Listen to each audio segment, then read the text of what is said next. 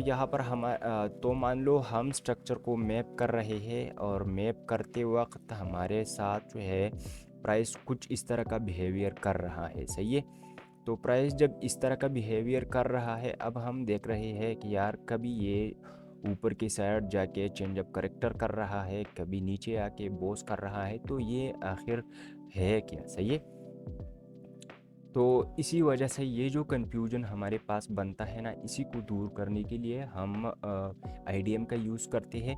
तो जब हम स्ट्रक्चर मैपिंग करते हैं उसमें हम सिंपल जो है वो बॉस और चौक मार्क करते हैं, लेकिन जब आईडीएम बीच में आ जाता है तो फिर वो फाइंड आउट करना मुश्किल हो जाता है कि यार हमारे पास चेंज अप करेक्टर क्या है और बॉस क्या है, सही है।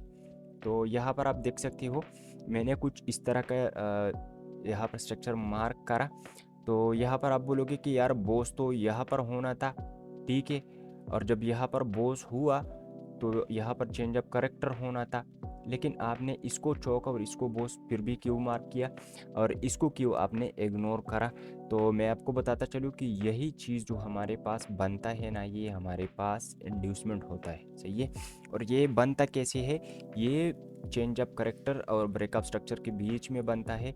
मान लो मैंने यहाँ पर प्रीवियस कोई हमारे पास चेंज अप करेक्टर था, तो प्राइस जब यहाँ पर आकर इसको स्वीप करता है तो ये हमारे पास होता है आईडीएम, और आईडीएम जैसे ही होता है तो हमारे पास क्या होता है कंफर्म, हमारे पास बॉस जो है हम समझ जाते हैं कि ये वाला स्विंग जो है अब वो बन चुका है और ये ही हमारा नेक्स्ट ब्रेकअप स्ट्रक्चर होगा, ठीक है।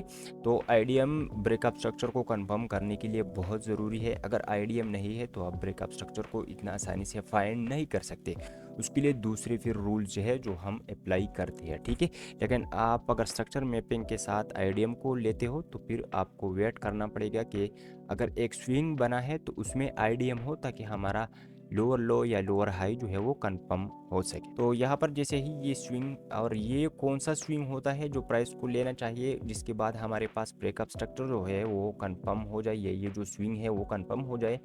तो यहाँ पर ये जो लेग में ये प्राइस आ रहा होता है ना, इस लेग में जो भी पहला स्विंग होता है वैलिड स्विंग 3 कैंडल स्विंग, सही है। वैलिड 3 कैंडल स्विंग जो भी होता है इस लेग में प्राइस अगर उसके ऊपर जाता है तो हमारे पास होगा आईडीएम, ठीक है। और वो जैसे ही लेता है तो लोअर लो कंफर्म हो जाता है, और हम जितना भी प्राइस ऊपर जाने की कोशिश करता है, कोई भी ऊपर से ऑर्डर ब्लॉक एफ ढूंढ के हम नीचे की तरफ शार्ट कर लेते हैं और अपने ब्रेकअप स्ट्रक्चर को टारगेट करते हैं। प्राइस ने ब्रेकअप स्ट्रक्चर कर दिया, नीचे आया, अब थोड़ा सा पुल बैक लेके फिर से नीचे आया, तो ये जो स्विंग हमारा बना ये हमारे पास इंड्यूसमेंट बना। तो लेने के बाद प्राइस दोबारा से अपने डायरेक्शन में चला जाता है, और जो हमारे पास ब्रेकअप स्ट्रक्चर होता है या जो ट्रेंड होता है उसको कंटिन्यू करता है, और ये जो जैसे ही आईडीएम होता है तो उसके बाद हमारा ये वाला जो हाई होता है वो चेंज अप करेक्टर बन जाता है। तो चार्ट पे इसके एग्जांपल देखते हैं कि कैसे ये काम करता है। तो मैं गोल्ड पे हूँ अभी 5 मिनट के टाइम फ्रेम पे, और ये मैंने यहाँ पर कुछ स्ट्रक्चर मैपिंग करा है जो कि मैं कंटिन्यू कर रहा हूँ प्रीवियस लेक्चर्स से, ठीक है। तो यहाँ से मैंने आपको बताया था कि जब भी आप स्ट्रक्चर मैपिंग शुरू करो तो ऐसा एक हाई पॉइंट ढूंढो और वहीं से आप स्टार्ट करो। तो ये हमारे पास एक हाई पॉइंट ऑफ इंटरेस्ट है फॉर इस टाइम फ्रेम का, तो मैं उधर से ही अपना स्ट्रक्चर मैपिंग शुरू करता हूँ और यहीं से हम फिर इंड्यूसमेंट वगैरह निकालेंगे, सही है। तो यहाँ पर प्राइस ने क्या किया, प्राइस बिल्कुल ऊपर जा रहा था, एक अप ट्रेंड में था। यहाँ पर ये जो हमारे पास पॉइंट था ना, ये हमारा चेंज अप करेक्टर था, ठीक है। और ये हमारे पास चेंज अप करेक्टर क्यों था, क्योंकि आप बोलोगे कि इसके ऊपर तो कैंडल क्लोज नहीं हुई और आप फिर भी इसको चेंज अप करेक्टर ले रहे हैं, तो ये हमारे पास 4 आवर के टाइम फ्रेम का एमएसएस है। अगर आप 4 आवर पे देखोगे तो वहाँ पर हमारे पास इधर ही एमएसएस हुआ है, तो उस वजह से हम छोटे टाइम फ्रेम पे है तो हम इसको चेंज अप करेक्टर ले रहे हैं। तो ये जैसे ही यहाँ पर हमारे पास हो गया चेंज अप करेक्टर, अब जो है हम देख रहे थे कि इस स्विंग को ब्रेक किए बिना प्राइस ऊपर आए, इसको ब्रेक किए बिना यहीं से हम जो है कोई शार्ट का सेटअप देके और उसको ट्रेड करें। तो यहाँ पर हमारे पास जो है ना, ये एक एफ पड़ा था, ठीक है। एक्सट्रीम वाला ऑर्डर ब्लॉक भी था, नीचे कोई और भी ऑर्डर ब्लॉक्स थे, लेकिन चेंज अप करेक्टर होने से पहले प्राइस यहाँ तक आया था, फिर से ऊपर गया और बाद में आके इसको चेंज अप करेक्टर कर दिया। ठीक है, तो ये जो स्विंग आपके पास बनाना, ये क्यों बना? ये आपको एज अ इंड्यूसमेंट ये यहाँ पर बना, लोगों को ट्रैप करने के लिए ये बना। सही है, तो इसने यहाँ पर ये दिखाया कि मैं तो सीधा इसको ब्रेक किया, चेंज अप करेक्टर किया, अब मैं तो सीधा ही नीचे जाऊँगा। तो जिन्होंने भी यहाँ पर ब्रेकआउट पे या ब्रेकडाउन पे यहाँ पर शॉर्ट किया, प्राइस रिवर्स होके क्या हुआ, उसके एसएल ले लिए। अब यहाँ पर ये जो लोग इसको चेंज अप करेक्टर मान रहे थे ना, इसको, उनका क्या हुआ? प्राइस यहाँ पर इसके ऊपर क्लोज करा। अब लोग यार देख रहे हैं कि ये तो हमारे पास चेंज अप करेक्टर हुआ, लेकिन असल में चेंज अप करेक्टर तो ये हाई था। ठीक है, इसको हम एज अ बॉस ले रहे थे, लेकिन जैसे ही यहाँ पर चेंज अप करेक्टर हुआ तो अब हम समझ रहे हैं कि प्राइस नीचे आएगा, तो इसको भी as a change up character हम यहाँ पर कंसिडर कर रहे हैं। ठीक है, तो अब जो लोग इसको चेंज अप करेक्टर ले रहे थे ना, उनका एसएल यहाँ पर चला गया। और ये क्यों चला गया? क्योंकि उन्होंने आईडीएम को चेंज अप करेक्टर मार्क करा था। सही है, और वो क्यों? क्योंकि हमारे पास ब्रेकअप स्ट्रक्चर या चेंज अप करेक्टर होने से पहले जो भी एक स्विंग हमारे पास होता है ना, पहला वाला, वैसे तो आप इसको भी मार्क कर सकते हो, वेलड हमारे पास ये भी है। ठीक है, लेकिन प्राइस ने इसको भी स्वीप करा है, तो हम इसको भी एज अ आईडीएम लेते हैं। लेकिन असल में जो हमारे पास आईडीएम है ना, वो ये वाला स्विंग है, जो कि हमारे पास लेग का फर्स्ट स्विंग है। सही है, यानी ये जो सारा प्राइस यहाँ पर नीचे आ रहा था, उसमें सबसे लास्ट वाला, यानी उल्टे साइड से सबसे पहला वाला ये जो स्विंग था ना, ये हमारे पास क्या होता है, आईडीएम। और जैसे ही प्राइस इसके ऊपर चला गया, तो ये वाला लो हमारे पास क्या हो गया, ब्रेकअप स्ट्रक्चर हो गया। ये जो हाई था हमारे पास, ये क्या बना, चेंज अप करेक्टर। तो चेंज अप करेक्टर और बॉस होने के बाद हम वेट करते हैं कि प्राइस दोबारा से आके, क्योंकि बॉस हुआ है ना, तो प्राइस दोबारा से आके कोई आईडीएम ले, कोई इंड्यूसमेंट को स्वीप करे, उसके ऊपर क्लोजिंग करे।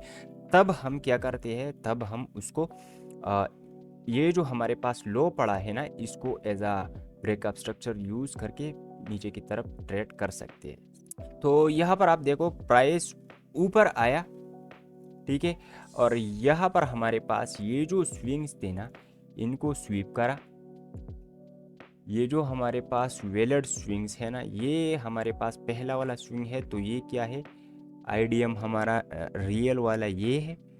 अब जो है ना, आप यहाँ से देखो, प्राइस ने इस ऑर्डर ब्लॉक से आईडीएम भी लिया, ऊपर जाके ऑर्डर ब्लॉक को टैप भी करा, फिर से नीचे आया, लेकिन अपना बॉस जो है वो नहीं करा, और प्राइस यही से वापस होके ना दोबारा से अपनी इस हाई के ऊपर चला गया और इसको स्वीप कर दिया। ये जो यहाँ पर हाई बना, इसको लिया और उसके बाद जाके जो है वो बॉस करा। तो अब ये क्या हुआ? अगर ये आईडीएम था ना, तो ये क्या है? इसी का जवाब जो है आपको प्रीमियम एंड डिस्काउंट देगा। ठीक है, जो हमारे पास चेंज अप करेक्टर है, जैसे ही हमारे पास यहाँ पर आईडीएम हुआ, हमने यहाँ पर अपना प्रीमियम डिस्काउंट लगाया। अब अगर आप देखो तो ये जो आईडीएम हुआ है ना, ये 50% के बिल्कुल नीचे हुआ है। 50% का लाइन हमारे पास ये वाला है, और प्राइस यहाँ पर आईडीएम लेके नीचे रिवर्स कर रहा है। तो क्या आपको लग रहा है कि अगर प्राइस प्रीमियम में आने से पहले ही कोई आईडीएम लेता है तो क्या वो काम करेगा? बिल्कुल नहीं। 50% के ऊपर हमारे पास एक ऑर्डर ब्लॉक पड़ा है, ठीक है, प्राइस उस पे आता है, साथ में 50% के नीचे ये जो स्विंग बना, फेलियर स्विंग, यानी जो बॉस ना कर सका और फिर से ऊपर गया। अब ये जो है, इसको एज आईडीएम यूज किया, ठीक है, और अपने ऑर्डर ब्लॉक से सीधा ब्रेकअप स्ट्रक्चर की तरफ आ गया। ठीक है, अब ये चीज़ आपको समझ आ गई कि हमारे पास जो 50% होता है ना प्रीमियम, और डिस्काउंट जो हमारे पास होता है, उसका क्या रोल है। तो गाइज यहाँ पर बॉस होने के बाद प्राइस जो है दोबारा से ऊपर चला गया, अपने इस हाई को लिया, ठीक है। इस हाई को लेने के बाद हमारे पास क्या हुआ, ये आईडीएम था, क्योंकि ये पहला स्विंग है हमारे पास, तो जैसे ही प्राइस ने इसको लिया, अब हमारा ये जो लो था वो क्या बना, ब्रेकअप स्ट्रक्चर, और हम वेट करेंगे कि प्राइस दोबारा से इसको ब्रेक करे। सही है, तो इसके ऊपर सिंपल हमारे पास एक ऑर्डर ब्लॉक पड़ा था यहाँ पे, ठीक है, ये ऑर्डर ब्लॉक था। तो आईडीएम लेने के बाद सीधा ही ऑर्डर ब्लॉक से प्राइस नीचे आया और अपना बॉस जो है वो कंप्लीट कर दिया, ठीक है। लेकिन बॉस के नीचे हमारे पास प्राइस जो है वो क्लोज नहीं हो सका। तो अब हमारे पास क्या हो रहा है, ये सारे जो अंडर के स्विंग्स है ना इंटरनल, ये सारे हमारे पास जो इंटरनल के स्विंग्स है ये एज ए लिक्विडिटी यूज़ हो रही है, और रियल जो हमारा ब्रेकअप स्ट्रक्चर होने वाला है वो यहाँ पर हो रहा है।